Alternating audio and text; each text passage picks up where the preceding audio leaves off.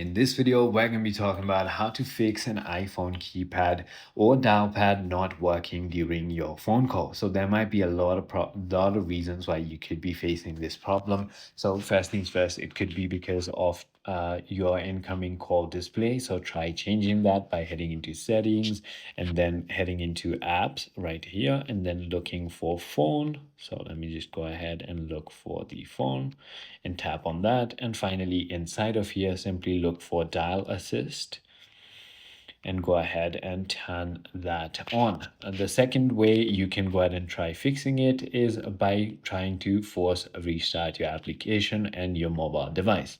If none of those work, try heading into your settings, head into general and scroll all the way down until you find transfer or reset and click on reset and reset all settings.